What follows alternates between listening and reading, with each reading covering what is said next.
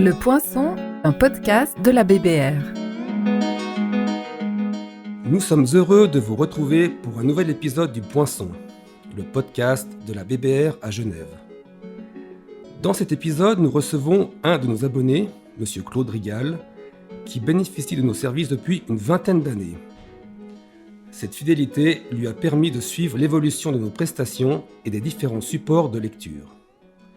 Bonjour M. Rigal, merci de nous accorder un peu de votre temps pour cet entretien. Bonjour, satisfait de pouvoir m'entretenir avec vous. À quel âge vos difficultés visuelles ont-elles été diagnostiquées ? Alors, à l'adolescence, mais d'une façon progressive, puisque au début, mes parents remarquaient que je m'approchais plus que normal des textes à lire. Moi, je ne ressentais pas de gêne particulière. Donc, le diagnostic vraiment d'atteinte de la macula a été fait quand j'avais 14 ou 15 ans, on va dire. Et d'emblée, on m'avait indiqué que ça serait une évolution progressive vers le moins bien, évidemment. Voilà, donc c'est à peu près à cette période-là. Vous avez eu connaissance de la BA à l'époque déjà ou c'est venu plus tard ? Non. À ce moment-là, j'étais en France, j'étais élève dans un collège. Et moi, j'ai eu des premiers contacts avec le monde des malvoyants parce qu'on m'a indiqué que dans ma vie, il valait mieux que je prévoie une profession qui serait adaptée à mes difficultés de vue, puisqu'ils ne savaient absolument pas comment ça allait évoluer, en fait. Et donc, j'ai été à 18 ans dans une école pour aveugles et malvoyants, bien que, franchement, j'aurais pu être dans une école normale, mais voilà, ça s'est fait comme ça. Et c'est en arrivant à Genève en 72 que, ma vue étant progressivement plus basse, un ophtalmologue qui me suivait à l'époque m'a parlé de la possibilité d'avoir de l'aide au niveau de la BA. Voilà. Et c'est là que j'ai contacté les services au Vallon. Et donc la BBR, c'est venu plus tard ? Oui, BBR, c'est venu plus tard. C'était dans les années 80, ça, à peu près. Et puis donc, vous êtes passé au livre audio au début des années 2000 ? Alors, oui, je ne suis pas tout de suite passé au livre audio. Moi, je suis depuis toujours un très grand adepte de la radio. Donc, à la radio, déjà, je privilégiais bien les lectures de textes ou les émissions qui parlaient qui en fait étaient l'équivalent un peu de livres, si on va dire. Donc, je me suis habitué très progressivement à écouter des textes. Et puis, quand j'ai eu affaire au Vallon, que je suis allé au Vallon et que là, j'y suis allé pour avoir des aides techniques, en fait, et puis rencontrer des ergothérapeutes spécialisés, c'est là qu'on m'a parlé de livres, de la BBR. Et c'est à ce moment-là que je vous ai contacté. Alors, moi, je pense que ça fait plus de 20 ans, mais j'avoue que je ne sais plus très bien. Si c'est... En tout cas, 20 ans, ça c'est sûr, mais à mon avis, même avant. Donc je précise juste pour nos auditeurs et auditrices que la BA, il y a plusieurs services, donc la bibliothèque, qui fait ce podcast, et puis un service qui est à Chêne-Bougerie, donc le centre d'information et de réadaptation, où effectivement il y a ergothérapeute et assistante sociale pour le suivi. Est-ce que vous êtes passé facilement au livre audio ? Est-ce que vous lisiez beaucoup de livres imprimés avant ? Oui, d'abord parce que je suis assez avide de lecture. Avant ça, même étant adolescent. Et puis, comme j'avais vraiment l'oreille adaptée au texte lu en écoutant la radio, c'était assez facile, effectivement, de passer au livre audio. Et très vite, j'ai mordu à l'hameçon, là, c'est sûr. Là. Ouais. Donc, c'est le fait d'avoir beaucoup écouté la radio ouais. qui vous a aidé. Parce que souvent, on a la remarque des gens qui passent au livre audio, qui a un petit temps d'adaptation, parce que la lecture imprimée, on va à son rythme. Oui, ça c'est sûr. Il y a une très grande différence. C'est-à-dire que c'est une personne qui lit pour vous, qui impose un rythme quelque part. Ouais. Et souvent, les gens sont un peu dérangés. Alors, il faut cette adaptation-là. Moi, disons, je l'ai passé assez facilement, parce que pour les raisons que je viens de vous indiquer, quoi. Et vous étiez un grand lecteur déjà à la J'étais un base? grand lecteur. Étant enfant, adolescent, quand je me suis mis à lire de très près en m'approchant des bouquins, mes parents me disaient « Mais enfin, tu t'abîmes les yeux hein !» Mais je consommais beaucoup de bouquins, oui, effectivement. Il me semble qu'une année, quand j'avais peut-être dans les 16-17 ans, je lisais à peu près un bouquin par semaine. Donc je lisais beaucoup. Ouais. Depuis que vous êtes passé chez nous, est-ce que vous lisez encore plus? Vous avez l'impression Alors, je d'avoir lis. augmenté encore votre cadence? Non, quand même pas. Mais pas à ce point-là, non. Mais non, je consomme pas mal de livres, ouais, tout à fait. Ouais. Ouais. De livres enregistrés, ouais.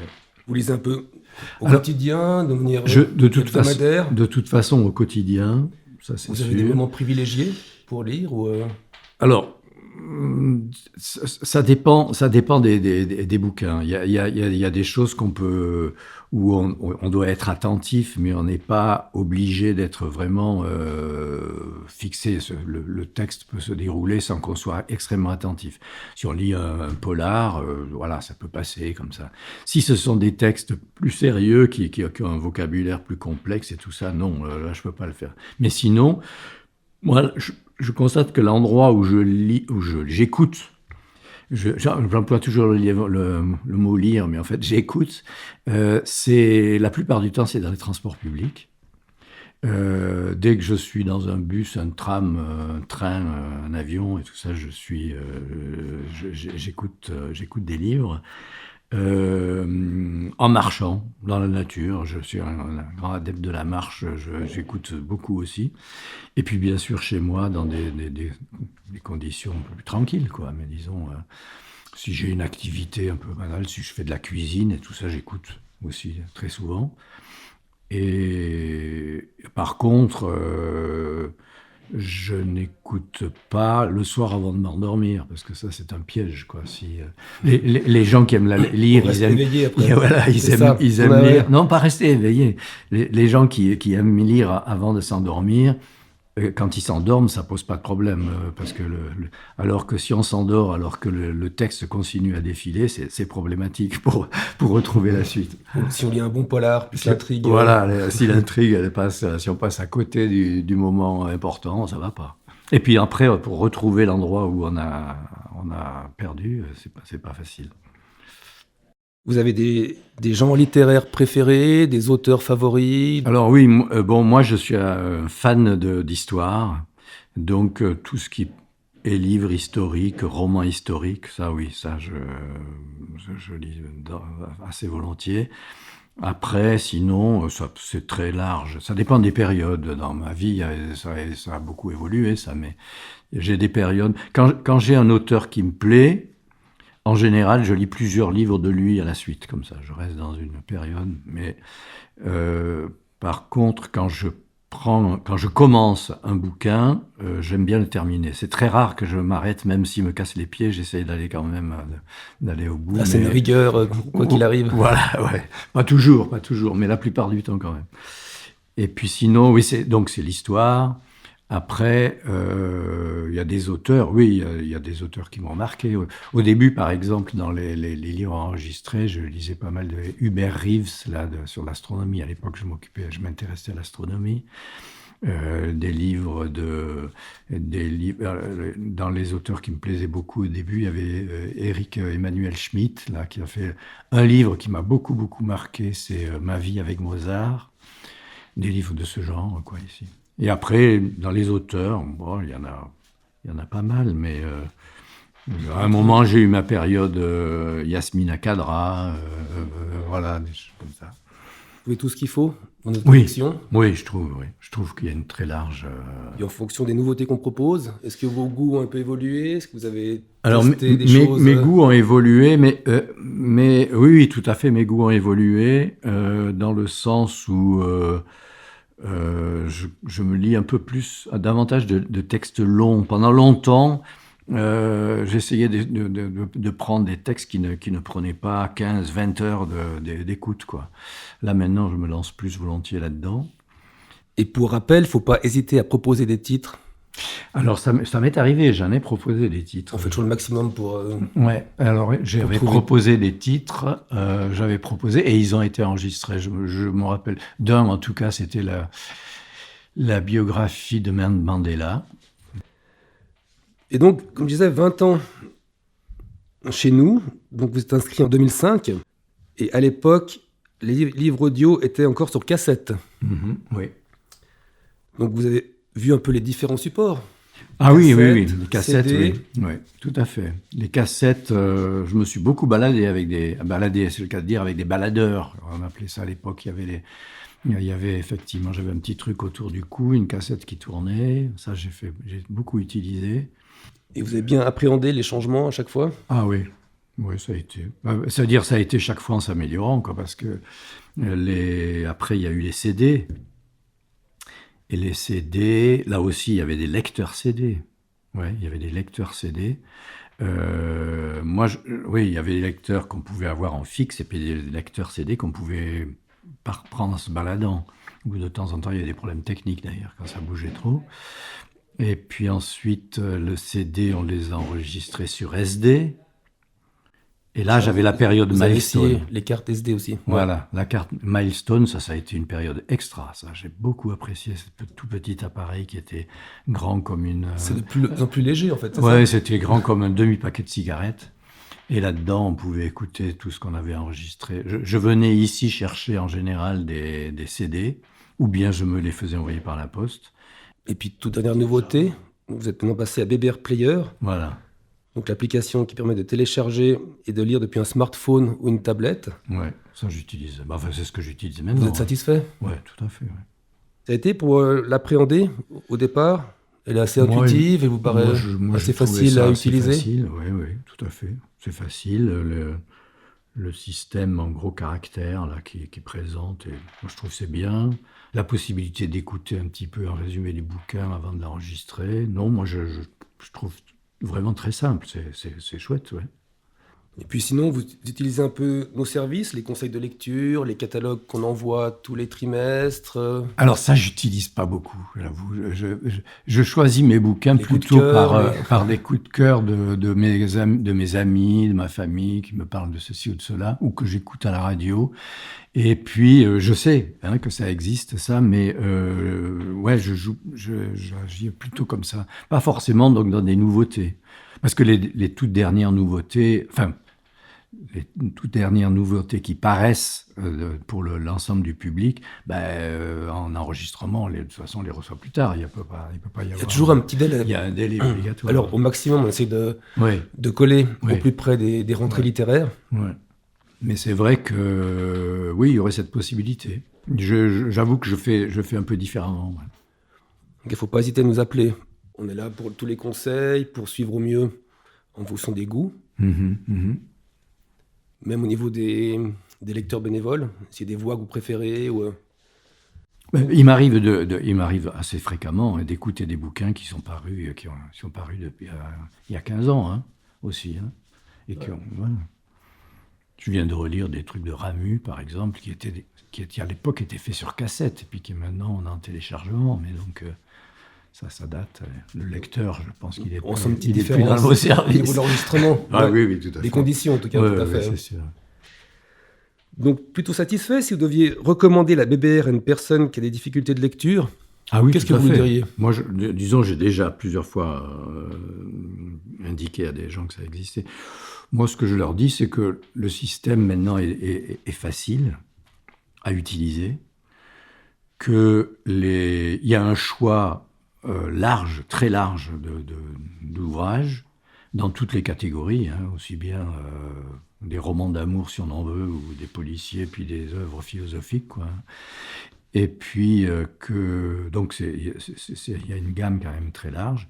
Et puis d'autre part moi je trouve que c'est un compagnon de vie assez extraordinaire, parce que c'est comme la lecture en général, c'est-à-dire ça ouvre sur plein de choses, quoi. Alors que les gens qui commencent ou qui sont dans un état de dépendance à cause de leur vue, c'est pas mal, je trouve, de s'ouvrir un peu plutôt que de se fermer comme on a tendance à le faire, quoi. Voilà. Mais je constate que pour les personnes âgées, parce qu'ils ont une dégénérescence maculaire, par exemple, ça leur tombe dessus et ils sentent pas tellement la possibilité de passer à ça. Je sais pas, il y a un frein quand même, je remarque chez pas mal de gens. Et là, vous dites une crainte de passer une crainte, au livre audio. Oui, parce que c'est au niveau technique ou au niveau de changer d'habitude. Parce qu'ils n'ont pas l'habitude. C'est ça. Ouais, parce qu'ils n'ont pas l'habitude. Plusieurs disent oui, mais j'arrive pas à suivre. Enfin, des choses comme ça. Mais je pense que c'est une question de progression et puis d'insister. Il faut insister un peu, quoi. Moi, je suis arrivé au bout de mes questions. Je ne sais pas si vous avez encore des éléments à ajouter. Non, moi j'espère que ces services vont perdurer et que pour moi, ce que je trouve, c'est que l'enregistrement de voix humaines, personnellement, me convient mieux que l'enregistrement de voix synthétique. Même si je sais que les voix synthétiques, elle fait beaucoup de progrès dans sa qualité. Mais chaque fois que j'ai eu affaire à des voix synthétiques, je trouvais qu'à la longue, il y avait une sorte de... Comment on peut dire ça ? Une sorte de lassitude qui se crée dans l'écoute parce que c'est une façon de lire qui revient en permanence. Ça manque de nuances, quoi, je trouve. Mais en tout cas, je trouve que les lecteurs ont fait beaucoup de progrès. Il y a eu beaucoup de progrès en 25 ou 30 ans là, dans la lecture. Au tout début sur cassette, ce qu'on trouvait dans le commerce, c'était des comédiens qui lisaient. Donc, tout à fait, oui. C'était pas mal. Mais après, il y a là, actuellement, les lecteurs que vous avez, en tout cas, moi, je trouve qu'il y a une excellente qualité, quoi. Merci pour eux. On a environ 110 bénévoles c'est beaucoup. Qui viennent lire dans nos studios. C'est fou. Ouais. Et on a une sélection qui est assez sévère. Ouais. Donc, ils sont testés. Ils sont testés. Ouais, très bien. Ils doivent passer un test, tout à fait. Non, c'est bien. Non, c'est sûr que quand un livre est lu par... par exemple, un très grand comédien, j'ai en tête des livres lus par Arditi, par exemple. Et Arditi, c'est un plus, quoi. Il n'y a pas de doute, il n'y a pas de miracle. Mais ça peut être très très bien lu par des gens comme tout le monde aussi.